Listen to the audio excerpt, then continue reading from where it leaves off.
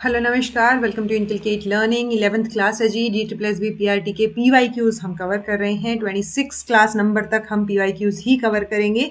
27th class आपकी फिर होगी थियोरी की। This is presented by me Raveena. Videos informative लगे तो इनकलकेट लर्निंग को लाइक शेयर सब्सक्राइब जहां आप कर सकते हैं। It's absolutely free. अब तक हम 1000 क्वेश्चंस कंप्लीट कर चुके हैं, यानी हम 10 क्लासेस कवर कर चुके हैं। हर एक क्लास में आपको 100 PYQs देखने को मिल जाएंगे। ओके, पहला क्वेश्चन आपके सामने है। The stage before a child masters logical mental operations is known as. तो वो स्टेज कौन सी है? उससे पहले वाली स्टेज, एक्चुअली स्टेज बिफोर, ठीक है, जब वो ये लॉजिकल मेंटल ऑपरेशंस मास्टर कर लेता है। तो आप देखेंगे कि लॉजिकल मेंटल ऑपरेशंस अगर कॉन्क्रीट लेवल पे देखें तो वो यहाँ पे मास्टर कर लेता है। तो इससे पहले वाली स्टेज कौन सी होगी? प्री ऑपरेशनल होगी ऑब्वियसली। तो आंसर आपका फर्स्ट आ जाएगा जी। Dash is altering existing schema और creating new one in response to new information। तो नया स्कीमा बनाना है तो आप अकोमोडेट कर रहे हो। इनफैक्ट यहाँ तो कंफ्यूजन भी क्रिएट नहीं किया गया। एसिमिलेशन और अकोमोडेशन होता है। ओके, तो एसिमिलेशन मतलब आप एग्जिस्टिंग स्कीमा में ही इंफॉर्मेशन ऐड कर रहे हो, और अगर आप उसको चेंज कर रहे हो या नया स्कीमा बना रहे हो तो वो अकोमोडेशन हो जाएगा। Okay, which function of language conveys factual information that can be tried and tested, stated or denied। so factual information convey करने का function जो है language का वो कौन सा होगा? affective function। affective में तो emotions, feelings, expression वो आएगा, ठीक है। इनडायरेक्टली एक्सप्लेन कर रहे हो, इनडायरेक्ट फंक्शन, ऐसा कुछ टर्म हम देखते नहीं है। डायरेक्ट डिस्क्रिप्टिव फंक्शन या cognitive function? Descriptive will be the right word. Okay, so descriptive function रहेगा जी, जिसको इंफॉर्मेटिव रेफरेंशियल फंक्शन भी बोलते हैं, जो फैक्चुअल इंफॉर्मेशन, आइडियाज, नॉलेज उसको ट्रांसमिट करने के काम आएगा। ओके जी। स्टेटमेंट दे रखी है दो, आइडियोलेक्ट और सोशियोलेक्ट। तो ये डायलेक्ट के बाद की बात हो रही है, ठीक है। डायलेक्ट मतलब एक ज्योग्राफिकल लेवल पे बोले जाने वाली बोली। ओके, आइडियोलेक्ट मतलब हर इंसान अलग तरीके से बोलता है। So in no situation two speakers of same language speak exactly the same dialect. बिल्कुल सही बात है ये, कि कोई भी सिचुएशन ऐसी नहीं आएगी कि दो बंदे चाहे उनकी लैंग्वेज सेम हो, डायलेक्ट सेम हो, बट वो सेम तरीके से बोल रहे हो, right? In terms of history and growth of languages, dialect can be classified as Elizabethan English, Victorian English and so on। Classify ऐसे कोई पर्टिकुलर क्लासिफिकेशन नहीं देते हैं हम, तो ये गड़बड़ है। फर्स्ट सही है जी, only first statement is true. Sociolect होता क्या है? सोशियोलेक्ट क्या होता है? अच्छा, इन्होंने तो ओके नहीं, ये स्टेटमेंट गड़बड़ है। ओके, सोशियोलेक्ट की, सोशियोलेक्ट होता है कि वेराइटी ऑफ लैंग्वेज जो आप जो है अलग अलग लेवल पे बोलते हो। जैसे एज वाइज आप अलग अलग डायलेक्ट बोलते हो। टीनेजर्स की अलग ही स्लैंग चल रही होती है आजकल, जेनजीज की जो वो चल रही होती है आज, तो पता नहीं तो कौन सी अल्फा जैन पता नहीं क्या ही आ गया, बट पॉइंट ये है कि सबका अलग अलग स्लैंग, सबका अलग अलग तरीका होता है बोलने का। So that is sociolect. Okay, so dialect regional level पे आएगा, सोशियोलेक्ट जो है वो सोशल ग्रुप के लेवल पे आएगा, और आइडियोलेक्ट जो है वो आपके खुद के लेवल पे आएगा कि आप कैसा बोल रहे हो, जो कि हर इंसान अलग ही बोलता है। Okay, among the following in which level judgment is based solely on person's own needs and perception। तो ऑप्शंस देख के आपको समझ आ गया होगा, कोलबर्ग की थियोरी से क्वेश्चन है। Pre conventional, post conventional, conventional level की बात हो रही है, तो ऑब्वियसली फॉर्मल ऑपरेशनल तो नहीं है ये, ठीक है। जब आप पर्सन खुद की नीड्स और परसेप्शन के हिसाब से ही डिसीजन ले रहा है, सो ये प्री कन्वेंशनल लेवल है जी। आपके अराउंड ही चीजें घूम रही हैं, ठीक है, आप दूसरों का मोरल लेवल का नहीं सोच रहे हो। ओके, सो प्री कन्वेंशनल लेवल कोलबर्ग की थियोरी का रहेगा ये। मोरल जजमेंट जो किस बेसिस पे है? खुद की नीड्स, खुद के परसेप्शन के बेसिस पे, खुद के इंटरेस्ट से रिलेटेड है, क्या कॉन्सिक्वेंस निकल के आएंगे उससे रिलेटेड है। Name the method that teaches children to recognize relationship between letters and sound। तो कौन सा मेथड? आप क्या बोल रहे हो? ए आ बी बे बा ऐसे ऐसे बोलते हैं ना, तो फोनीम्स। सो वो फोनिक मेथड है जी। आंसर आपका बी आ जाएगा। Okay, which dimension includes the programs of groups whose activities includes playing music, singing and drawing. So कौन सा डायमेंशन जो है वो इंक्लूड करता है इन चीज़ों को? सोशल डायमेंशन आएगा, स्पेलिंग ठीक कीजिएगा। साइंटिफिक डायमेंशन, आर्टिस्टिक डायमेंशन या कल्चरल डायमेंशन? तो देखो, आपका कल्चर तो नहीं आ रहा है, म्यूजिक, सिंगिंग, देन ड्राइंग, ये सारी चीज़ें आर्टिस्टिक डायमेंशन के अंडर फिट हो रही हैं। ओके, सी आंसर हो जाएगा। Who believed that role of satisfaction is the key to forming association. So satisfy आप जब तक नहीं होते उस चीज से, तो सेटिस्फेक्शन का जो रोल है वो बहुत बड़ा रोल प्ले करता, सेटिस्फेक्शन एक बहुत बड़ा रोल प्ले करता है जब आप रिस्पॉन्स और स्टिमुलस की जो है वो एसोसिएशन करते हो। ओके, सो ये लॉ ऑफ इफेक्ट से भी थोड़ा थोड़ा मैटर मतलब मैच करता है। थॉर्नडाइक जो है इसका आंसर हो जाएगा जी। ओके, देखो फ्रूइड तो बात ही नहीं करते, ठीक है। वॉटसन बिहेवियरिज्म की बात करते हैं, बंडूरा सोशल कॉग्निटिव लर्निंग की बात करते हैं। तो ये वाली बात जो है वो थॉर्नडाइक के पास जाएगी। In cognitive domain of Bloom's taxonomy which of the following can break down a communication into constituent parts revealing the relationship among them. तो जब आप पार्ट्स में ब्रेक डाउन कर रहे हो तो आप एनालाइज कर रहे हो, अगर आप पार्ट्स को जोड़ रहे हो तो आप सिंथेसाइज कर रहे हो। आंसर आपका एनालिसिस हो जाएगा। Dash moralities are those moral decisions which are based on the rules of people with supreme authority, जैसे कि पेरेंट्स। तो कौन सी मोरालिटीज की बात हो रही है ये? Heterogenous, homogenous, heteronomous, liberal, autonomous. तो ये हेट्रोनोमस की बात हो रही है जी, हेट्रोजिनस नहीं, हेट्रोनोमस की बात हो रही है। हेट्रोनोमस मोरालिटीज वो मोरालिटीज रहेंगी जब टिपिकली आपके घर पे या पेरेंट्स ने जो रूल्स फिक्स कर दिए हैं वही आपको मानने पड़ रहे हैं, और वही क्या है आपकी जो है मतलब होता है ना सुप्रीम अथॉरिटी है उन चीजों के लिए। Dash is associating things that tend to occur together at about the same time. So structuralism, contrast, pragmatism, contiguity। तो contiguity की थियरी है जी ग्रुथ की, ठीक है। सो ये रहा एडविन ग्रुथरे, इन्होंने लॉ ऑफ कॉन्टिग्यूटी दिया है। लॉ ऑफ कॉन्टिग्यूटी में क्या होता है, क्लोज टेम्पोरल रिलेशनशिप जो होगा स्टिमुलस और रिस्पॉन्स के बीच में वो तभी होगा जब एक नेसेसरी कंडीशन वहां पे होगी।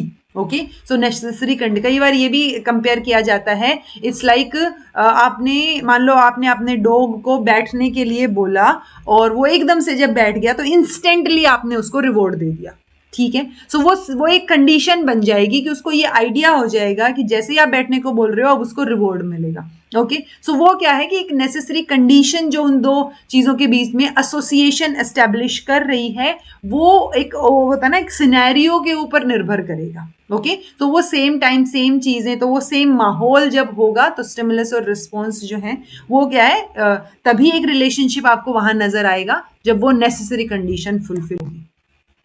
Through which type of research investigators study the relationship between cognitive performance, यानी दिमाग की लेवल पे बात हो रही है, साइकोलॉजी के लेवल पे बात हो रही है, और सेरिब्रल इवेंट्स एंड स्ट्रक्चर्स यानी बायोलॉजी की बात हो रही है, ठीक है। तो केस स्टडी में भी हम ऐसा कोई नहीं पढ़ते हैं, ना ऑब्जर्वेशन में ना सेल्फ रिपोर्ट में, हम साइकोबायोलॉजिकल की बात कर रहे हैं, ठीक है। तो इस तरीके के जो रैंडम क्वेश्चन है आप देखिए कि किस किस के बीच में रिलेशनशिप पूछा है और क्या ऑप्शंस आपको प्रोवाइड किए गए हैं। Okay, psychobiological will be the answer.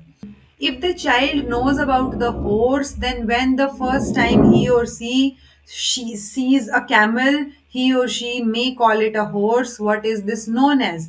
तो देखो भाई अकोमोडेशन एसिमुलेशन का क्वेश्चन आ गया। अब हॉर्स देखा था कैमल को, अब वो हॉर्स समझ रहा है, यानी जो एग्जिस्टिंग स्कीमा है उसी में इंफॉर्मेशन डालने की कोशिश की जा रही है। So this is assimilation. Okay, जब टॉम की मम्मी ने वो कुत्ते और बिल्ली वाला एग्जाम्पल दिया था कि उसने डॉग देख के समझाया कि ये डॉग है, उसके बाद जब उसको बिल्ली दिखी तो उसने डॉग बोला, फिर अब उसको डिफरेंस भी पता था जो उसकी मम्मी ने समझाया। तो जब वो डिफरेंस पता है यानी उसने नई इंफॉर्मेशन को एक नए स्कीमा में अकोमोडेट कर लिया है। बट यहाँ पे अभी वो कैमल को हॉर्स ही बोल रहे हैं तो वो एसिमुलेट करेंगे, सेम इंफॉर्मेशन सेम स्कीमा में इंफॉर्मेशन डाल दी है। Among the following options, in which stage the child witness bodily changes in themselves? तो सबसे ज्यादा bodily changes कब होते हैं? Obviously adolescence के period में होते हैं। Stress and storm की situation है Stanley Hall के according. Students can prove that there will be same amount of paper even if it is torn into several pieces by taping the pieces back together. यानी कि चाहे पानी एक गिलास में हो, चाहे पानी एक गिलास पानी एक बाल्टी में हो, उसको पता है कि ये एक ही गिलास पानी है, right. So that is conservation. So conservation का प्रिंसिपल, अब उसको पता है कि पेपर अगर फाड़ भी दिया तो पेपर तो उतना ही है, कहीं फेंका थोड़ी है। अगर टेप करके बनाई तो पेपर एग्जैक्टली उतना ही है। Okay, Dash includes signed, spoken or written language as deemed appropriate for the individual. तो psycho educational evaluation, sign, spoken, includes, तो यानी सारी चीजें लैंग्वेज से रिलेटेड हो गया ना कि आप कम्युनिकेट कैसे करते हो, तो कम्युनिकेशन का इवेल्युएशन हो रहा है जी। कम्युनिकेशन इवेल्युएशन में साइंस, स्पोकन और रिटन लैंग्वेज सारी चीजें जो है वो इंक्लूडेड रहेंगी। ओके ये जो आपका ऑडिटरी ब्रेन स्टेम रिस्पॉन्स है, ये एक इलेक्ट्रोसाइक फिजियोलॉजिकल टेस्ट होता है हियरिंग प्रोसेस को इवेल्युएट करने के लिए, तो ये हियरिंग फंक्शन के लिए टेस्ट है, ना कि लैंग्वेज के लिए। Okay Which of the following can be defined as a subjective state of mind? तो माइंड की सब्जेक्टिव स्टेट कौन सी होगी? एसिमिलेशन में आप इंफॉर्मेशन इकट्ठी कर रहे हो, अकोमोडेशन में नए स्कीमा बना रहे हो, ऑब्जेक्टिव है चीजें, कॉग्निशन तो जो सारे प्रोसेसेस हैं दिमागी लेवल पे जो चल रहे हैं वो ही रहेंगे, मेंटल प्रोसेसेस, संज्ञान की बात हो रही, इमोशन, इमोशन सब्जेक्टिव स्टेट है, सबके अलग अलग होते हैं, ठीक है। जैसे सब्जेक्टिव पेपर होता है वैसे ही इमोशन, और उसमें आप कुछ भी लिख के आओगे अपनी मर्जी का, सब लोग सेम नहीं लिखेंगे। ऑब्जेक्टिव में तो ऑब्वियसली आप एक कोई टिक करोगे तो सबका सेम ही रहेगी वो चीज, बट ये सब्जेक्टिव स्टेट ऑफ माइंड की बात हो रही है तो इमोशंस आ जाएंगे। Whose theory of social cognitive development is complementary to Albert Bandura social learning theory? तो सोशल कॉग्निटिव थियरी किसने दी है? इनमें से मैस्लो तो मोटिवेशन की बात करते हैं, एरिक्सन सोशियो उसकी सोशियो कल्चर की बात तो यही करते हैं अपने, क्या बोलते हैं, वाइगोट्स की, ठीक है। एरिक्सन की 8 स्टेजेस हमने पढ़ी है, साइकोसेक्सुअल, साइकोसेक्सुअल ही थी ना?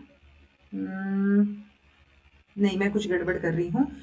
साइकोसेक्सुअल की तो साइको एनालिटिकल वो थियरी तो अपनी उसकी है, क्या बोलते हैं, फ्रूइड की है। ओके मैं एग्जैक्टली दिमाग से स्किप हो गया, एरिक्सन के 8 स्टेजेस ध्यान है फिर भी। चलो ओके एरिक्सन 8 स्टेजेस की बात करते हैं, कोल्ब की एक्सपीरियंशियल लर्निंग की थियरी है, तो सोशियो कल्चरल एस्पेक्ट ज्यादा रिलेट करेगा एल्बर्ट बंडूरा की थियरी से, क्योंकि एल्बर्ट बंडूरा की थियरी में भी हम ऑब्जर्वेशन के थ्रू सीखने की और वो सब बातें करते हैं, वाइगोट्स की में भी आप सोसाइटी से चीजों से सीखने की बात करते हो, सोशियो कल्चरल एस्पेक्ट की बात करते हो, सो वो थोड़ा सा रिलेट करेगा जी। According to John Carroll's model is the model Carroll आएगा is Carroll is the model of intelligence in which stratum there is just a single general intelligence G। तो देखो G और S की बात स्पेयरमैन के factor में होती है, स्पेयरमैन की 2 फैक्टर थियरी है इंटेलिजेंस की, उसका G वाला फैक्टर उठाया जॉन कैरोल ने, और एक थियरी है fluid and crystal and fluid की थियरी कैटल ने जो दी है, ठीक है। सो रेमंड कैटल की वो थियरी जो कि बाद में कैरोल ने एक्सटेंड कर दी। ओके सो ये स्पीयरमैन की थियरी और कैटल की थियरी से मिला के जॉन कैरोल ने ये चीजें निकाली हैं, और इन्होंने 3 स्ट्रैटम की बात की है। ओके जो थर्ड स्ट्रैटम है that is a general intelligence, बहुत ब्रॉड कैटेगरी हो गई, जो स्ट्रैटम 1 है वो बहुत नैरो कैटेगरी हो गई। ओके सो आंसर आपका थर्ड रहेगा जी। अभी मैं करवाऊंगी नेक्स्ट स्लाइड में ये पूरी थियरी मैं बताऊंगी आपको। Dash validity is an important criteria since it helps the student in learning to learn science। तो कौन सी वैलिडिटी इंपॉर्टेंट है? क्राइटेरिया इंपॉर्टेंट क्राइटेरिया है क्योंकि वो हेल्प कर रही है बच्चों को सीखने में। So process learning to learn, तो एक प्रोसेस की बात हो गई, प्रोसेस वैलिडिटी आएगा जी आंसर। ओके ये है जी थियरी, ठीक है। जॉन कैरोल की थियरी है 1993 में दी थी, 3S या 3 स्ट्रैटम थियरी भी इसको बोलते हैं, 3 stratum theory of cognitive abilities भी इसको बोलते हैं। आपको सब कुछ रटने की जरूरत नहीं है, आपको बस ये पता हो 3 स्ट्रैटा है, third stratum most general factor है, ठीक है, तो वो सारी की सारी चीजों को नियरली हर एक टास्क को इन्फ्लुएंस करेगा। अच्छा देन आपका स्ट्रैटम सेकंड ब्रॉड एबिलिटी है, जिसमें जो है वो 8 मेजर कॉग्निटिव एबिलिटीज इंक्लूडेड है, आपको ये सारी रटने की जरूरत नहीं है। स्ट्रैटम 1 नैरो एबिलिटीज की बात करता है। ओके सो ये 3 चीजें पता हो, कैटल होन कैरोल मॉडल भी इसको बोलते हैं। ओके सो ये कैटल है क्योंकि कैटल के मॉडल से इन्फ्लुएंस है ये, और कैरोल ने ये मॉडल दिया है, तो ये कैटल होन कैरोल नाम से भी जाना जाता है। Then जी according to Kothari commission a student enrolled in a school does not complete his elementary education, तो इस सिचुएशन को क्या बोलेंगे? तो उसने कंप्लीट नहीं की है, वो बच्चा जो है वो वेस्टेज की तरह रहेगा कि उसने एनरोल किया बट वो उसने एक सीट वेस्ट कर दी, ऐसा करके आप याद कर लो, अदरवाइज वो वेस्टेज रहेगा। अगर वो सेम ही क्लास में बार बार फेल हो रहा है, एक ही क्लास में बैठा है, तो वो स्टैग्नेंट सिचुएशन रहेगी। एक्सक्लूजन, उसको स्कूल से एक्सक्लूड कर दिया गया है, इनकम्प्लीट कोई ऐसा वर्ड हम यूज करते नहीं है सच, तो आंसर वेस्टेज हो जाएगा। विच of the following is not an objective of socially useful productive work? तो सोशली यूजफुल प्रोडक्टिव वर्क का ऑब्जेक्टिव नहीं है। ये बात किसने की थी? सोशली यूजफुल प्रोडक्टिव वर्क की बात 1986 की पॉलिसी में हुई थी। ये क्वेश्चन आ चुका है पहले ही पीवाईक्यूज में। ओके, सो प्रोडक्टिव एफिशिएंसी की बात तो हम करेंगे, awareness of social problem, enhance numeracy skills. तो सोशली यूजफुल की बात हो रही है ना, तो सोशल प्रॉब्लम ठीक है, प्रोडक्टिव एफिशिएंसी ठीक है, डिग्निटी ऑफ लेबर भी ठीक है, बट एनहेंस न्यूमेरेसी स्किल्स थोड़ा सा डिफरेंट हो जाएगा जी। ये ऑब्जेक्टिव नहीं है, ये तो मैथ्स के लिए होगा ना, मैथमेटिकल स्किल्स डेवलप कर रहे हो आप। Name the category of apraxia where speech is slurred and difficult to understand because they are unable to enunciate. So oromotor, ideomotor, या कंस्ट्रक्शनल, या आइडिएशनल। सो बोलने से रिलेटेड है, ओरोमोटर डिस्प्रेक्सिया आपका आंसर हो जाएगा। ठीक है, जिसको हम बक्कोफेशियल या फिर आपका ओरल एफ्रेजिया, डिस्प्रेजिया, वर्बल डिस्प्रेजिया, अफ्रेजिया, ये सब बोलते हैं। तो जिसमें आपकी जो है वो फेशियल मसल्स जो इंक्लूड हैं वो अफेक्ट हो रही हैं, वो ठीक से काम नहीं कर रही हैं। ठीक है, तो this category of apraxia specially affects the planning and coordination of movements involving facial muscle, jaw, lip, tongue, which are essential for clear speech. ठीक है, तो वो ठीक से काम नहीं कर रहे हैं, इसलिए वो क्लियर स्पीच निकल के ही नहीं आ रही है। तो स्टेटमेंट है, attention deficit hyperactivity disorder is characterised by persistent deficit in social interaction and communication in multiple life areas as well as restricted and repetitive pattern of behavior. But ये तो autism spectrum disorder की definition हो गई। Autism spectrum जो होता है उसको हम सोशल इंटरेक्शन बच्चा ठीक से नहीं कर पाता है उससे रिलेट करते हैं। ठीक है, सो हाइपर एक्टिविटी और इंपल्सिविटी का जो पैटर्न रहता वो आपका attention deficit hyperactivity disorder होता। सो ये दोनों स्टेटमेंट ऑपोजिट लिख रखी हैं जी। सो ये दोनों ही स्टेटमेंट गलत है। Okay, among the following which model is an indirect instructional strategy that uses a structured inquiry process and is based on the work of Jerome Bruner? अगर आपने EMRS वाली क्लासेस देखी होती तो आपको ये आंसर पता होता। जीरोम ब्रूनर किससे रिलेट किए जाते हैं? कॉन्सेप्ट अटेनमेंट मॉडल से रिलेट किए जाते हैं। एडवांस ऑर्गेनाइजर मॉडल डेविड ओसबेल ने दिया है, तो ये चीजें आपको पता होनी चाहिए। इंक्वायरी ट्रेनिंग आई थिंक सचमैन ने दिया जितना मुझे ध्यान है, बट ये आपको पता होना चाहिए किसने दिया है। बताना मुझे, इंक्वायरी ट्रेनिंग मॉडल सचमैन नहीं दिया है, किसी और ने दिया है। Which of the following question refers to face validity? Okay, देखो face validity नाम से ही पता चल रहा है, जब मान लो मैंने कोई क्वेश्चन पेपर बनाया, अब उस क्वेश्चन पेपर की मैं वैलिडिटी चेक करूंगी यानी एक्यूरेसी चेक करूंगी। दो चीजें होती है, मैं यहाँ पे थोड़ा सा एक ब्रॉड आइडिया दे देती हूँ आपको। ठीक है, वैसे तो ये कॉन्सेप्ट एज इट इज आपको मिलेगा नहीं क्योंकि ये नेट लेवल पे आता है, बट स्टिल आपके पेपर में आया हुआ है तो मैं आपको आइडिया दे देती हूँ। वैलिडिटी जब आप किसी भी क्वेश्चन पेपर की लगा लो, ठीक है, क्वेश्चन पेपर की बात करते हैं। एक क्वेश्चन पेपर बनाया गया है, अब उस क्वेश्चन पेपर की वैलिडिटी और रिलायबिलिटी हमने चेक करनी है। वैलिडिटी अगर चेक की जा रही है दैट मीन्स आप उसकी एक्यूरेसी चेक कर रहे हो, और अगर आप रिलायबिलिटी चेक कर रहे हो दैट मीन्स आप उस पेपर की या किसी भी चीज की कंसिस्टेंसी चेक कर रहे हो। तो ये वर्ड्स आपको याद होने चाहिए कि validity is related to accuracy और reliability is related to consistency. पहली चीज, वैलिडिटी में बहुत सारी चीजें आती हैं, बहुत सारे टाइप्स आ जाते हैं। जैसे मान लो कंटेंट वैलिडिटी है, सो कंटेंट वैलिडिटी में क्या हो जाएगा कि आप उसका कंटेंट चेक कर रहे हो कि मैंने आपको बोला कि मैं 10 यूनिट का टेस्ट लूंगी,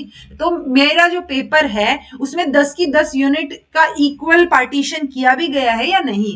हो सकता है किसी बच्चे ने 2 यूनिट छोड़ दी हो, तो वो 2 यूनिट छोड़े हुए से ही सारा पेपर तो नहीं बना सकते ना आप, राइट। तो वो कंटेंट वैलिडिटी चेक करेंगे कि कंटेंट वैलिडिटी सही है या नहीं। फेस वैलिडिटी होगी कि मान लो मैंने हिंदी का पेपर बनाया है, तो वो पेपर देखते ही, क्वेश्चन पेपर को फेस, उसकी शक्ल देखते ही आपको समझ आना चाहिए कि ये हिंदी का क्वेश्चन पेपर है। ठीक है, या मान लो उसमें मैथ्स का पेपर है तो उसमें इंग्लिश नहीं भरी होनी चाहिए, वो मैथ्स का पेपर लगना चाहिए। ओके, तो वो उसकी फेस वैलिडिटी है। ठीक है, तो अब देखते हैं फेस वैलिडिटी में क्या पूछ रहे हैं। Does the assessment constant cover what you want to assess? Do the assessment items appear to be appropriate? How well does the test measures what you want it to? Are you measuring what you think you are measuring? So आप क्या major कर रहे हो? Face validity क्या होगी कि जो assessment के आइटम्स हैं, जो क्वेश्चन पेपर में क्वेश्चंस हैं, वो अप्रोप्रिएट अपीयर हो भी रहे हैं या नहीं हो रहे हैं। ठीक है, समझ आई ये चीज? तो ये फेस वैलिडिटी रहेगा जी। Name an autonomous organization among the following under the Ministry of Human Resource Development of Government of India. तो हमसे autonomous organization पूछी है. डाइट, डाइट तो एससीईआरटी के अंडर आएंगे, तो ये ऑटोनोमस में तो नहीं जाएंगे. यूनिवर्सिटी एजुकेशन कमीशन ऑटोनोमस तो है टेक्निकली, ठीक है. देन है आपका केंद्रीय विद्यालय संगठन केवीएस, स्कूल लेवल पे केवीएस आएगा जी, ठीक है. ऑटोनोमस ऑर्गेनाइजेशन जो कि किसके अंडर है, मिनिस्ट्री ऑफ एमएचआरडी या मिनिस्ट्री ऑफ आप जो है एजुकेशन लगा लो अब जो है. Okay, so national literacy mission कौन से ईयर में आया था, जिसमें हम बात कर रहे थे कि पूरे देश को ये होता है ना 100% लिटरेसी हम लेके आएंगे. तो कौन से ईयर में आया था वो आप मुझे कमेंट करके बताइएगा. Among the following, which model is an indirect instructional strategy that uses a structured inquiry process and is based on Jerome Bruner? आपको ये लग रहा होगा कि ये क्वेश्चन रिपीट है, बट ये क्वेश्चन आपके पेपर में भी एग्जैक्ट सेम था, मैंने दोबारा से भी चेक किया. ओके, बस ऑप्शंस ऊपर नीचे कर दिए इन्होंने. So Jerome Bruner concept attainment model आपका आंसर रहेगा. Operation Blackboard is centrally sponsored program which was started in 1987 immediately after Rajiv Gandhi National Policy of Education which was introduced in the year. So ये जो Rajiv Gandhi National Policy of Education बोला है that is not exactly Rajiv Gandhi, but उस time पे राजीव गांधी थे PM, तब की बात हो रही है. तो 1986 की पॉलिसी के टाइम पे ये आया था, जिसको 1987 में इमीडिएटली लागू कर दिया था. ठीक है. All the learning which policy क्या पूछा था इन्होंने, ठीक है. All the learning which is planned और guided by school whether it is carried on in groups और इंडिविजुअली इनसाइड और outside the school is known as. तो जो भी आप बात कर रहे हो, क्या बात कर रहे हो, सारी की सारी लर्निंग जो कि प्लान्ड और गाइडेड बाय स्कूल है, भले ही ये ग्रुप में हो रही हो, इंडिविजुअली हो रही हो, अंदर हो रही हो, स्कूल के बाहर हो रही हो, तो आप इसको क्या बोलोगे, तो आप इसको करिकुलम बोलोगे जी. ठीक है, सारी की सारी चीजें करिकुलम में इंक्लूडेड रहेंगी. Under whose chairmanship was the common school system. Common school system 1964 से लेके 66 में जो आपका कोठारी कमीशन बना था, उन्होंने कॉमन स्कूल सिस्टम की बात की थी. ओके, सो दौलत सिंह कोठारी, डॉक्टर DS कोठारी जो कोठारी कमीशन के चेयरपर्सन थे, उनके नाम से ये कमीशन था, तो इन्होंने एडवोकेट किया था ओरिजिनली. ठीक है. What can be further divided to idiolect. Idiolect तो होता है पर्सनल लेवल पे, ठीक है. तो एक डायलेक्ट रहेगी, डायलेक्ट के अंडर सब डायलेक्ट रहेगी, और सब डायलेक्ट के अंडर आपकी आइडियोलेक्ट रहेगा. ठीक है. सो ये आंसर आपका सी आ जाएगा जी. Okay. Which word among the following means weakness or problem with body movement. So body movement की प्रॉब्लम सेरेब्रल पाल्सी में आती है. फोबिया, आप किसी चीज से डर रहे हो, उस चीज से रिलेट हो गया. मैनिया और हाइपर मैनिया, दोनों के मैनिया हाइपो आएगा, हाइपो या हाइपर जो भी वर्ड हो, ठीक है, दोनों में से कोई भी हो, तो वो दोनों इसके मैनिया का थोड़ा सा और सिवियर फॉर्म हाइपर हो जाएगा, और थोड़ा सा मीडियम फॉर्म माइल्डर लेवल पे वो आपका हाइपो हो जाएगा. मैनिया जो है वो बाइपोलर डिसऑर्डर में यूजुअली हम पढ़ते हैं जब एक बहुत एलिवेटेड एक्सपेंसिव और इरिटेबल मूड वाली पर्सनालिटी अबनॉर्मल है, जो सडन चेंज जो आता है, जो कि एक बाइपोलर डिसऑर्डर का क्या होता है, सिम्टम होता है. सो वो मैनिया होगा. ठीक है. तो पल्सी है जी, वीकनेस और प्रॉब्लम विद बॉडी मूवमेंट, तो वो पल्सी होगा, मैनिया में नहीं होता है ऐसा कुछ issue. Dash has no permanent place of settlement. Pastoral society, industrial society, nomadic और एग्रेरियन. नोमेडिक घुमंतु लोगों के पास कोई परमानेंट प्लेस नहीं होता ना, जो एक जगह से दूसरी जगह घूमते रहते हैं. जब जो ये कई बार लाहौर कम्युनिटी, लोहार कम्युनिटी वाले को लोगों को भी आप देखेंगे. ठीक है. हमारी साइड तो गाड़ियां लोहार बोल देते थे उनको, जो क्योंकि वो गाड़ियों पे बैठ के आते थे. ठीक है. जो बैल के पीछे गाड़ी लगी होती है. सो नोमैडिक सोसाइटी के पास कोई परमानेंट प्लेस नहीं होता जी सेटलमेंट का, वो एक जगह से दूसरी जगह अपना डेरा उठा के चलते रहते हैं. Dash skills is a sociological term relating to person's emotional intelligence quotient. Hard skill, social skill, life skill या सॉफ्ट स्किल. तो आंसर क्या आ जाएगा, soft skill. Okay. Hard skill, soft skill पढ़ा रखा आपको पहले भी. Which curriculum is a concept that was formulated by Eliot is Eisner. Eisner का बताया था मैंने ऊपर भी. ठीक है. नल करिकुलम, किसी टाइम पे आपको स्पाइरल करिकुलम का भी पूछ लेंगे, जीरोम ब्रूनर. ओके. सो जीरोम ब्रूनर ने स्पाइरल करिकुलम के कॉन्सेप्ट को बताया था. Dash is used to measure gender balance in given situation, can aid in achieving gender equality, but is not the goal in and of itself. तो gender equity, gender biasness, gender stereotyping या फिर gender parity. सो हम क्या कर रहे हैं, किस concept को यूज करते हैं जेंडर बैलेंस, किसी सिचुएशन में जेंडर बैलेंस को मेजर करने के लिए, ठीक है। एक एड की तरह भी काम कर सकता है अगर आप जेंडर इक्वालिटी अटेन करना चाहते हो तो, but this is not the goal in itself. So answer आपका क्या आ जाएगा, जेंडर पैरिटी आ जाएगा जी, ठीक है। सो आप इक्वालिटी की बात कर रहे हो इसमें, तो जेंडर पैरिटी कितनी है उस हिसाब से आप जेंडर बैलेंस देख सकते हो। Name the theory that emphasizes cognition, conceptual learning, information processing, conscious experience, organizing stories, storing, retrieving of information, reasoning, problem solving। तो ये स्कीमा थियरी है, बिहेवियरिस्ट थियरी है, social cognitive theory, social learning theory है, या interaction theory है। सारी चीजें दिमागी लेवल पे ही चल रही हैं, तो ये कहीं ना कहीं कॉग्निटिव लर्निंग थियरी यानी स्कीमा थियरी से रिलेट होगा।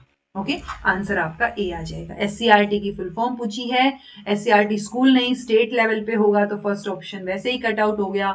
स्टेट काउंसिल है ये, एनसीईआरटी का काउंटर पार्ट होती है कहाँ पे, आपके इसमें स्टेट लेवल पे।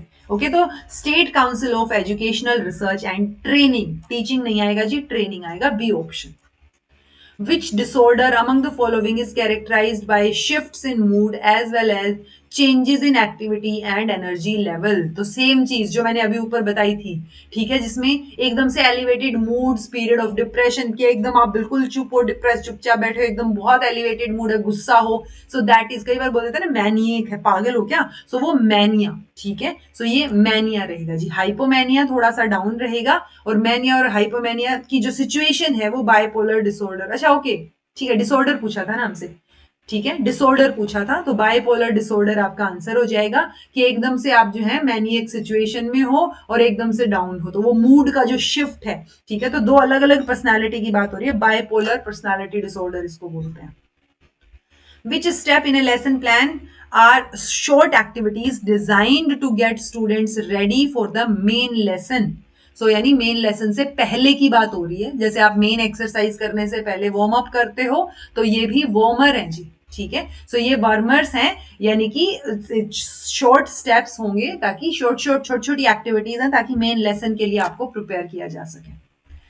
There is a general misunderstanding that hearing impaired children cannot perceive sounds। तो ये मिसअंडरस्टैंडिंग है कि जो हियरिंग इम्पेयरमेंट वाले बच्चे हैं वो साउंड को परसीव ही नहीं कर सकते, जबकि in fact most of these children have communication competence, residual hearing, cochlear implant, या फिर आपका कंडक्टिव हियरिंग लॉस। तो इनमें मोस्टली जो है वो रेजिडुअल हियरिंग रहती है, यानी सुनता है पर बहुत ऊंचा सुनेगा, बहुत कम, और इसीलिए हम हियरिंग एड की हेल्प से जो थोड़ा बहुत उनको सुनता है उसको एम्पलीफाई कर सकते हैं, कि जो भी बोल रहा है वो जो हियरिंग एड की डिवाइस होगी वो उस आवाज को थोड़ा और एम्पलीफाई करके उनको सुनाएगी और वो उनको फिर सुन जाएगा। ओके, सो ये क्या है जी, रेजिडुअल हियरिंग, यानी जो एबिलिटी है उनकी हियरिंग की वो थोड़ी बहुत तो बची हुई है। Okay, Among the following, what shows us a summarized grouping of data divided into mutually exclusive classes and number of occurrences in a class? So आप summarized grouping of data की बात कर रहे हो, जिसको आपने mutually exclusive classes में divide कर दिया है, number of occurrences में divide कर दिया है। तो आप डाटा की डिस्ट्रीब्यूशन की बात कर रहे हो, ये ठीक है, कि डाटा कैसे डिस्ट्रीब्यूटेड है। तो frequency distribution will be the answer. मैं आपको थोड़ा सा आइडिया दे देती हूँ। ओके, टेंडेंसी आएगा ये, टेंडेंसी, ठीक है, tendency. So measures of central tendency तीन होते हैं जी, मीन, ये आप मैथ्स में भी पढ़ते होगे, ठीक है, मीन, मोड, मीडियन, तीनों, मीन, मीडियन एंड मोड, ठीक है, वो आपको पता हो। स्टैंडर्ड डेविएशन की कोई भी डाटा जो है आपका, उसमें मीन से कितना डेविएटेड है, ओके, तो जो भी आपकी रो स्कोर होगा, जो वैल्यूज होंगी, उसमें से अगर आप मीन माइनस कर दोगे, उसके बाद आप देखते हो कि कितना डेविएशन हुआ, और फिर वो डेविएशन की एक स्टैंडर्ड फॉर्म निकालते हो। कोफिशिएंट ऑफ कोरिलेशन, यानी दो डाटा आपको दिए हुए हैं, उन दो डाटा में क्या रिलेशनशिप है, वो रिलेशनशिप बताने के लिए जब आप एक वैल्यू की बात करते हो, एक मैग्नीट्यूड की बात करते हो, वो आपका कोरिलेशन कोफिशिएंट रहेगा। बहुत सारे तरीके के कोरिलेशन कोफिशिएंट होते हैं, जैसे पियर्सन का हो गया, स्पेयरमैन का हो गया, बट मुझे नहीं लगता वो इतना डीपर लेवल पे कुछ पूछेंगे, बट जो जो टर्म्स थी मैंने उनका ब्रॉड आइडिया आपको दे दिया है। Okay, Which word is usually used to refer to a generalization that is still a conjuncture and has to be either proved to be true or shown to be false by means of counter example. So यानी कि ऐसा word कौन सा है जो generalisation के लिए तो यूज किया जाता है, that is still a conjuncture, यानी कोई ऐसा हार्ड एंड फास्ट प्रूव नहीं हुई है वो चीज, अभी उसका प्रूव होना बाकी है। तो एक हाइपोथेसिस होती है जी जिसको आप प्रूव करते हो। ओके, सो आप दिखाओगे वो हाइपोथेसिस को प्रूव करें। हाइपोथेसिस में भी दो तीन टाइप्स मेजर होते हैं। जैसे एक नल हाइपोथेसिस होती है जिसमें हम ये बताते हैं कि ये जो दो डाटा है इनमें आपस में कोई भी रिलेशनशिप नहीं है। ओके, फिर वो नल हाइपोथेसिस को हम देखते हैं कि हम इसको रिजेक्ट कर पा रहे हैं या एक्सेप्ट कर रहे हैं। उस बेसिस पे जो हमने कैलकुलेशंस करेंगे उस बेसिस पे हम उस नल हाइपोथेसिस को ही रिजेक्ट और एक्सेप्ट करते हैं। कभी भी एक दूसरा होता है अल्टरनेट हाइपोथेसिस, यानी अगर नल हाइपोथेसिस रिजेक्ट हो गई तो आप किसको अपनाओगे ना, तो आप अल्टरनेट हाइपोथेसिस पे जाओगे, एक अल्टरनेट ऑप्शन पे चले जाओगे, राइट। सो नल हाइपोथेसिस को ही हमेशा चेक किया जाता है, ये बात आपने याद रखनी है। Okay, Dash is the descriptive study of effect of any and all aspect of society, including cultural norms, expectations, and context, on the way language is used and effects of language on a society.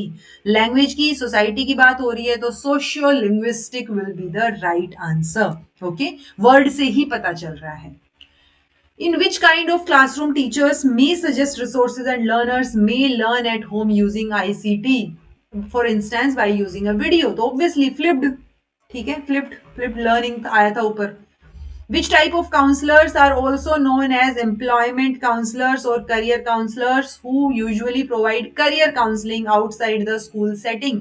यानी इसके लिए हम word use करते हैं vocation. सो ये vocational counsellors हैं। Okay, high school counsellor नहीं है, एलिमेंट्री स्कूल काउंसलर नहीं है, रिहेबिलिटेट करने के लिए भी नहीं है, ये वोकेशन के लिए हो रहा है, तो वोकेशनल काउंसलिंग और वोकेशनल काउंसलर कहलाएंगे वो। Which method aims at providing community life activities on small scale in the school? So कौन सा method जो है वो community life activities provide small scale पे provide करने में help करता है, use किया जाता है या उसका aim है? Heuristic method, activity method, assessment method या फिर project method? So projects दिए जाते हैं जी हमें छोटे छोटे, तो project method रहेगा ये। Which principle of language learning requires an essential oral approach with emphasis on audio lingual skills followed by reading and writing? तो प्रिंसिपल ऑफ शेपिंग आएगा भाई, ये shaping responses, principle of basic sentence, principle of graded patterns और principal of speech. तो देखो ना, reading, writing, audio lingual बात करने की बात हो रही है ना, तो ये प्रिंसिपल ऑफ स्पीच है जी। Okay, Dash are simply the number of questions or problems the student answered or solved correctly. तो simply ये कौन से हैं कि जो जितने बच्चे ने सही दिए आंसर गलत दिए वो बस क्या स्कोर है आपका, तो ये रॉ स्कोर है जी। रॉ स्कोर सिंपली वो नंबर ऑफ क्वेश्चंस या प्रॉब्लम्स हैं जो बच्चे ने सही आंसर किए हैं, तो वो रॉ स्कोर रहेगा आपका कि 100 क्वेश्चन थे, 100 में से आपने कितने सही किए, वो आपका रॉ स्कोर है। ओके, उसकी जब आप परसेंटेज निकालते हो तो परसेंटेज स्कोर हो गया, फिर आप एक स्टैंडर्ड फॉर्म में अगर उसको लेके आओगे तो स्टैंडर्ड स्कोर हो गया वो। Name the approach that proceeds from abstract to concrete, general rule to particular, general to specific जा रहे हो, डिडक्टिव की बात हो रही है, पढ़ने की भी जरूरत नहीं आगे। Okay, Name the second natural skill in language that we acquire in our native language that is also known as productive skill or active skill. So LSRW की हम बात करते हैं तो दूसरी जो है वो स्पीकिंग हो जाएगी जी, ठीक है। LSRW इसी सीक्वेंस में आपने याद रखना है, सुनना, बोलना, पढ़ना और लिखना। What distinguishes man from animal, तो हमें क्या चीज जो है वो एनिमल से भिन्न बनाती है, अलग बनाती है, दैट इज लैंग्वेज। भूख उनको भी लगती है, डेवलपमेंट उनका भी होता है, ग्रोथ उनकी भी होती है, बट लैंग्वेज हमें डिफरेंट बनाती है एनिमल से। To improve teacher quality, the Education Commission established full-time and part-time in-service teacher training programs. Primary school and preschool in-service teacher training programs devoted इतने % to subject teaching. So 84% है जी, बहुत वो है कि मतलब होता है ना रैंडम क्वेश्चन होना, तो वो है ये। ऐसे क्वेश्चन में आपको डीपर लेवल पे जाके कोई और फैक्ट्स रटने की जरूरत नहीं है, हमारे पास बहुत चीजें हैं याद करने को अभी। Okay, dash is the support provided by an expert to a novice in initial stage, तो सपोर्ट प्रोवाइड की है, स्कैफोल्डिंग है वो सपोर्ट, तो स्कैफोल्डिंग इज द सपोर्ट, वो जोन जो है वो जोन ऑफ प्रोक्सिमल डेवलपमेंट हो जाएगा, ये कॉन्सेप्ट वाइगोट्स्की ने दिया है। Dash is defined as national digital repository to store, index, preserve, distribute, and share the digital learning resources developed by open and distance learning institution in the country. So open और distance learning के लिए एक national repository क्या है जी, ई ज्ञान कोश है, जिसको आप इग्नू का मटेरियल बोल देते हो। सो वो इग्नू का जो मटेरियल है उनकी रिपोजिटरी ई ज्ञान कोश है। ओके, देन है जी which type of grouping is according to meaning, for example school, college, university, तो मीनिंग के अकॉर्डिंग ग्रुपिंग की जब आप बात करोगे तो क्या होगा, मीनिंग की बात आते ही सिमेंटिक पे चले जाओ।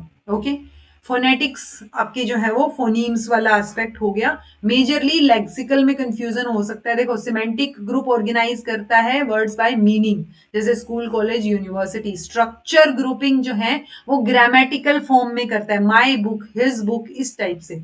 ठीक है, लेक्सिकल ग्रुपिंग जो वो डिक्शनरी डेफिनेशन या स्पेसिफिक वर्ड सेट के हिसाब से, कि मान लो स्कूल वर्ड है तो उससे रिलेटेड कौन कौन से हो गए, टीचर हो गया, क्लासरूम हो गया, लाइब्रेरी होगी। ओके, सो वो लेक्सिकल रहेंगी। तो ये तीनों आपको पता होनी चाहिए। What determines the trustworthiness of the media through which message transmits from sender to receiver? तो trustworthiness, आपने बहुत बार इनफिडेलिटी वर्ड सुना होगा, यानी किसी को धोखा देना, चीट करना। ठीक है, सो इनफिडेलिटी का ऑपोजिट फिडेलिटी होता है, यानी किसी पे विश्वास करना या किसी का विश्वास जीतना। सो ये मीडिया से रिलेटेड पूछा है तो मीडिया की फिडेलिटी से रिलेटेड आंसर आएगा, यानी मीडिया फिडेलिटी। सो मीडिया फिडेलिटी डिटरमाइन करेगी कि वो जो मीडिया है जो ट्रांसमिट कर रहा है मैसेज को, वो कितना ट्रस्टवर्दी है।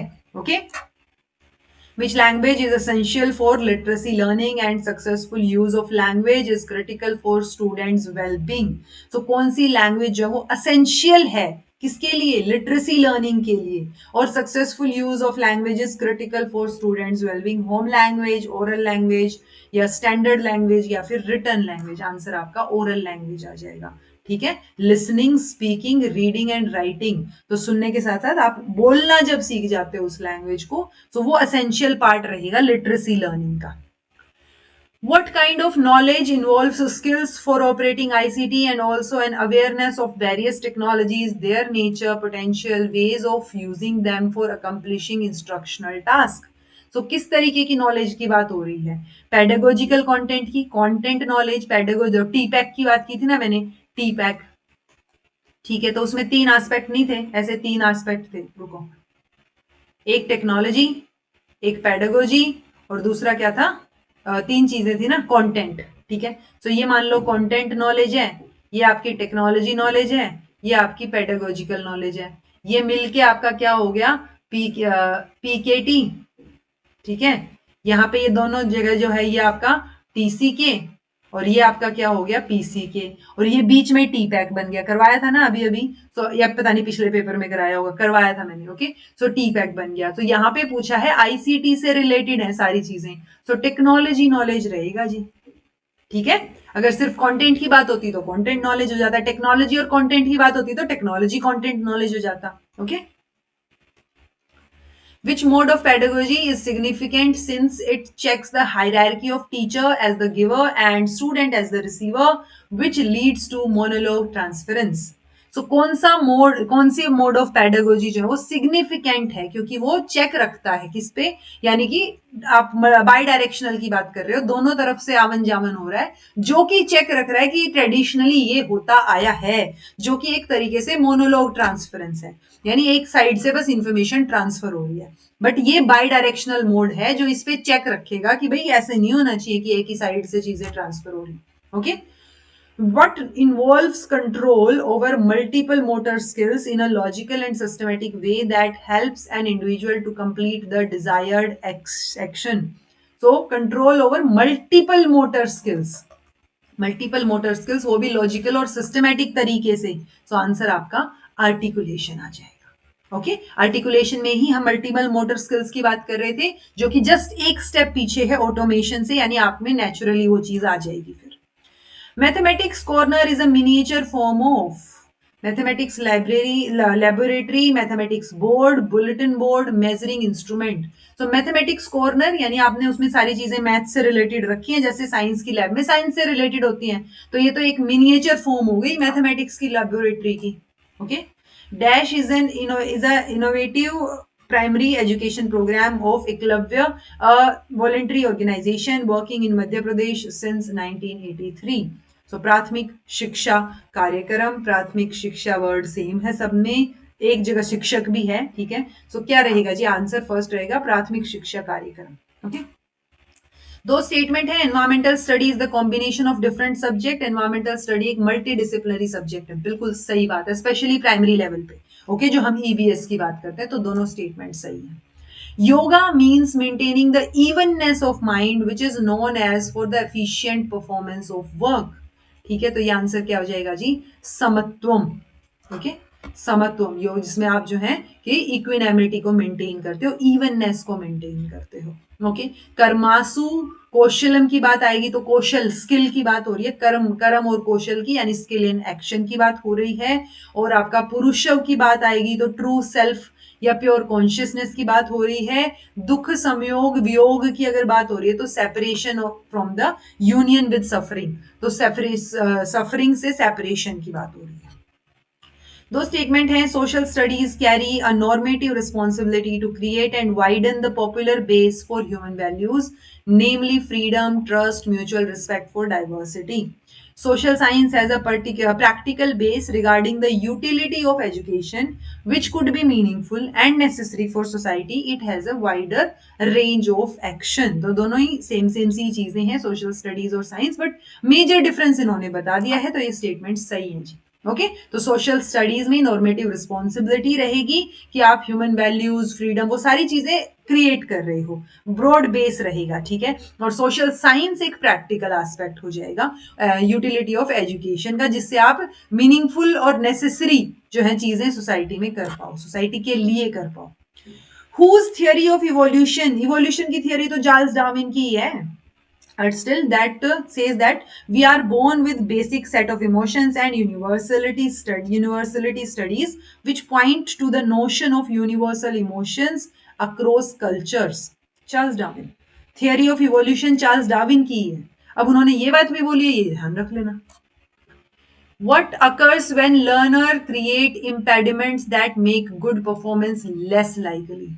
यानी कि आप खुद ही अपने रास्ते में रोड़ा बना रहे हो ताकि आपके ऊपर बात ना आए कि भाई आप एबल नहीं हो, कैपेबल नहीं हो, आप उस चीज का रीजन दे पाओगे। ओके, सो ये क्या है जी, लर्नड हेल्पलेसनेस या फिर परफॉर्मेंस गोल या सेल्फ हैंडीकैपिंग या लर्निंग गोल्स। तो ये सेल्फ हैंडीकैपिंग है, यानी एक ऐसी स्ट्रैटेजी जिसमें इंडिविजुअल जो है वो खुद ही ऑब्स्टेकल्स कर रहा है, जैसे लाइक प्रोक्रेस्टिनेशन किया या पढ़ा नहीं, ताकि वो अपनी सेल्फ एस्टीम जो है उसको बनाए रखे by providing an external excuse for potential failure rather than कि उसकी एबिलिटी में ही कमी थी। ओके, तो वो ये नहीं होगा कि वो ये बोलेगा कि मैं तो पढ़ा ही नहीं था, ठीक है, तो बल्कि उससे पढ़ा ही नहीं गया, ऐसे वाली सिचुएशन है। Name the bedrock for many art forms, poetry, fiction, lyrics, play, script और ड्रामा। तो इन सब की बेस क्या है, बेडरॉक यानी इन सब का बेस क्या है, विजुअल मीडिया है, विजुअल एंड मीडिया, या म्यूजिक, या क्रिएटिव राइटिंग, या डांस। देखो पोइट्री से लेके ड्रामा तक सब में राइटिंग तो है ही ना, तो क्रिएटिव राइटिंग इसका बेस हो जाएगा। While using which technique the facilitator is able to integrate reflective questions into the drama learning experience that happens at the end of the drama. While using which technique facilitator is able to integrate reflective questions को वो integrate कर रहा है drama learning experience में, जो तो that happens at the end of the drama. तो कौन सी टेक्निक यूज कर रहा है वो, spotlight, side coaching, story telling या शेयरिंग। तो जो फैसिलिटेटर है वो यहाँ पे शेयर कर रहा है चीजों को। The book Charak Samhita talks about, तो देखो इकोनॉमिक्स और एडमिनिस्ट्रेशन से रिलेटेड तो चाणक्य नीति है। ओके, ग्रामर से रिलेटेड नहीं है, ग्रामर वर्ड पाणिनि ने लिखी थी ग्रामर, सबसे पहले संस्कृत ग्रामर लिखी थी आई थिंक। चरक संहिता में ये है तो वही अपनी मेडिकल फील्ड से रिलेटेड, बट माइंड, बॉडी और सोल से ज्यादा रिलेट कर रहा है, वही इसका आंसर होगा। Who propose that psychology consist of two parts, physiological psychology और पीपल्स साइकोलॉजी। तो ये बात किसने बोली है जी? ये विलियम वुंड ने बोली है कि दो तरीके की साइकोलॉजी है। फिजियोलॉजिकल साइकोलॉजी में वो देख रहा है एक्सपेरिमेंटल डिसिप्लिन की तरह उसको, जो कि सुटेबल है for studying basic mental processes, okay. और पीपल्स साइकोलॉजी, जिसको कल्चरल या सोशल साइकोलॉजी भी बोलते हैं, which require different non experimental methods, ठीक है, ताकि वो हायर मेंटल प्रोसेसेस को स्टडी कर पाए। तो people psychology higher mental processes को स्टडी करेगी और physiological psychology basic mental processes को स्टडी करेगी, जिसमें सेंसेशन और परसेप्शन आएगा, okay. Dash is a French word that means frozen pictures that people create with their bodies। तो ये एक फ्रेंच वर्ड है जिसमें फ्रोजन पिक्चर्स जो है वो बंदे क्रिएट कर रहे हैं। सो पैंटोमाइम, टैबुलक्स, मैनिक्विन तो हम सब ने सुना है, जो बाहर खड़ी होती है ना, जो कपड़ों की दुकान पे जो एक ढांचा सा खड़ा कर दिया जिसपे कपड़े पहना रखे हैं, that is mannequin, okay. Starters and building blocks लग नहीं रहा है, तो ये दो ही वर्ड डिफरेंट नजर आ रहे हैं जो फ्रेंच वर्ड हो सकते हैं। आंसर सेकंड रहेगा जी, ओके। फुल फ्रेंच वर्ड टैबुले वाइवेंट है, जिसका मतलब है लिविंग पिक्चर। और पैंटोमाइम क्या हो गया? एक family oriented musical comedy stage production है इंग्लैंड में, which involves talking, singing, gags. तो कोई साइलेंट फ्रोजन पिक्चर वाली चीज यहाँ पे नहीं आएगी, okay. In which type of curriculum learning is spread over time rather than being concentrated in short period। तो spread over time, तो इस ये कौन सा करिकुलम होगा? ये स्पाइरल करिकुलम होगा, जिसमें आप जो है कभी थोड़ा पढ़ा है, फिर बेसिक से एडवांस पे गए, फिर वापस आए। तो वो जो स्पाइरल वे में जा रही हैं चीजें, कि आगे तो बढ़ रहे हो बट स्टिल वो होता है ना, कभी कम कभी ज्यादा, तो वो स्पाइरल शॉर्ट कंसंट्रेटेड इन शॉर्टर पीरियड की बजाय लंबे टाइम की चीजें चल रही हैं, तो वो स्पाइरल करिकुलम है। ब्रूनर ने दिया है, बात याद रखना, Jerome Bruner. National curriculum framework was approved by in September 2005। तो अप्रूव कौन करेगा? CABE, okay, central advisory board of education. Answer आपका सी हो जाएगा, ओके जी। In whose famous heuristic formula behaviour can be viewed as a function of the person and the environment. तो ये बात जो है वो कर्ट लेविन की फील्ड थियरी में मेंशन की गई है। लर्निंग थियरीज मैंने 11-12 पहले से करवा रखी है, वो उनका जिस्ट भी हम बात करेंगे आपकी थियरी क्लासेस में। So Kurt Lewin, okay. In which stage of project method identification of scores and tools for the project is noted। तो कौन सी स्टेज में सोर्सेज को आइडेंटिफाई करना, टूल्स को आइडेंटिफाई करना प्रोजेक्ट के लिए? सो ये activity stage, planning stage, pre activity या पोस्ट एक्टिविटी? तो ये तो पहले वाली स्टेज है ना। In which stage of project method identification कर रहे हो आप टूल्स का, सोर्सेज का, project method is noted. Activity stage, planning stage, इसको मैं दोबारा से भी देखूंगी भाई, ठीक है। आपका आंसर तो एक्टिविटी ही दे रखा है इन्होंने, ठीक है, आप लोग भी चेक कीजिएगा। बाकी एक्टिविटी स्टेज के साथ ही जाते हैं अभी के लिए। Interrelationship among the basic elements within a larger structure enables them to function together। Which type of knowledge is this? तो interrelationship between basic element within a larger structure, जो साथ में काम करने के लिए उसको आगे बढ़ा रहा है, बेसिकली काम कर रहे हो आप साथ में।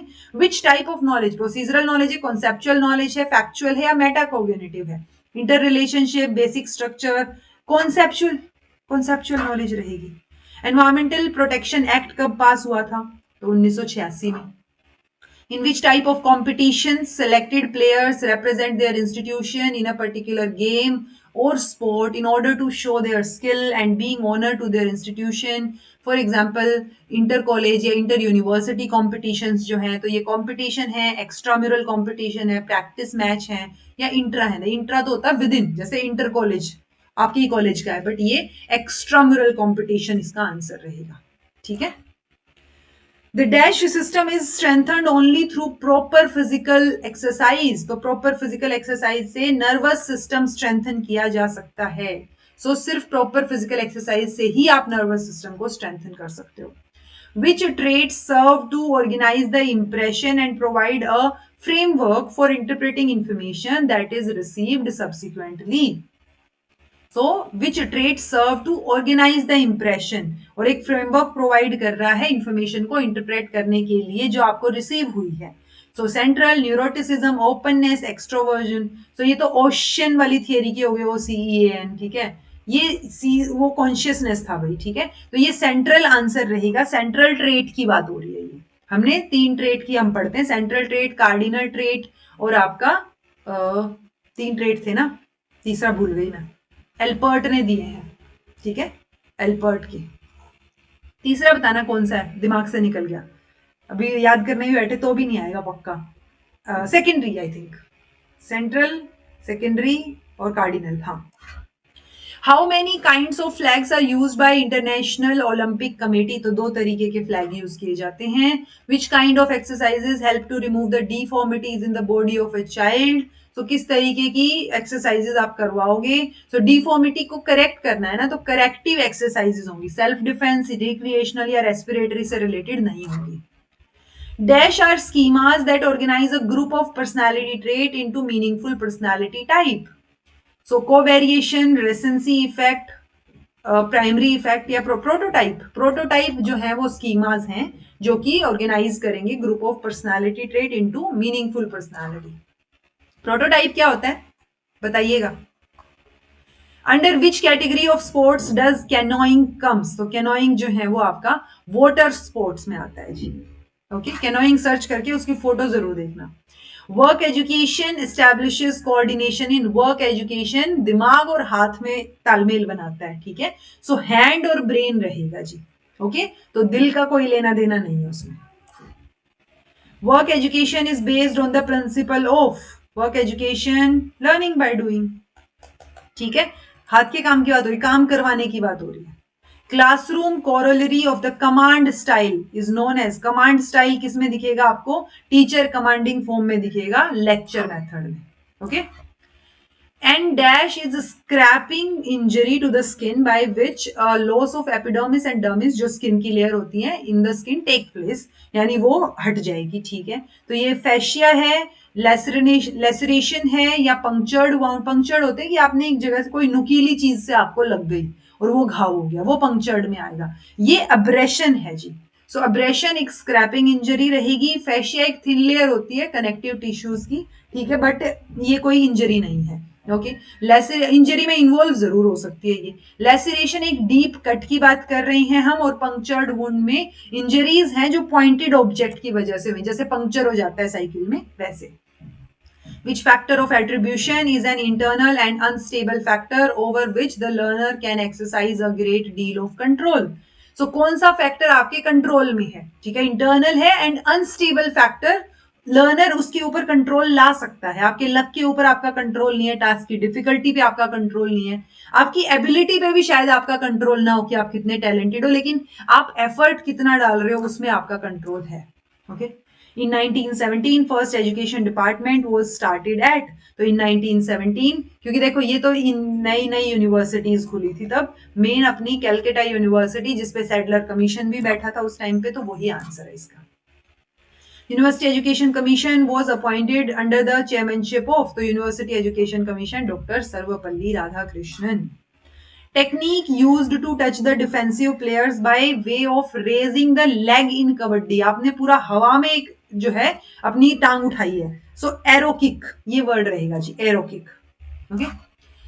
विच commission is known as Sadler commission, Calcutta university commission, उसके ऊपर ही बैठा था ये, ठीक है। उन्होंने ये सजेस्ट किया कि पोस्ट ग्रेजुएट डिपार्टमेंट जो है, department of education in university, वो ओपन होना चाहिए। देखो यहाँ पे बोला कि किसने first time education department start किया था, यहाँ पे पूछ लिया कौन से कमीशन, सेम बात है दोनों जगह पे, ठीक है। The process of providing training and support during the first few years of teaching or first year in a particular school, तो स्टार्टिंग में इनिशियली जो आप ट्रेनिंग देते हो या इनिशियली आप हेल्प करते हो, जो सपोर्ट प्रोवाइड करते हो, दैट इज इंडक्शन। आजकल वो एक दिन का ही हो जाता है कि वो जाके 2-3 घंटे में इंडक्शन प्रोग्राम रख देते हैं कि अगर बच्चे नई यूनिवर्सिटी में नए आए हैं या कोई टीचर नए रिक्रूट हुए तो उनको उसके बारे में सब कुछ पता चल जाए, सो इंडक्शन प्रोग्राम रहेगा जी।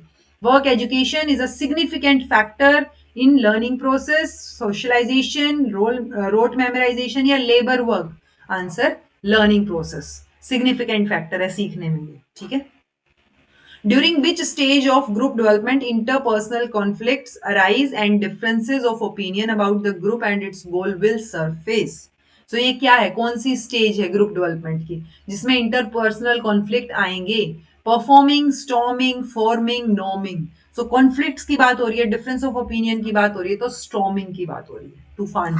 Okay, name the highest organisation whose function is to arrange extension programme for new developments and innovations in the area of planning and administration. तो ये नीपा है जी, NIEPA।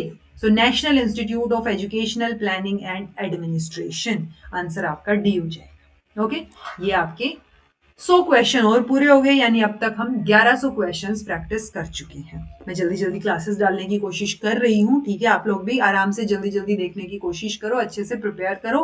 This was all about today, thank you so much for watching, be happy, keep smiling, subscribe to Inculcate Learning because it is absolutely free, be consistent in your efforts, take care, see you in next class.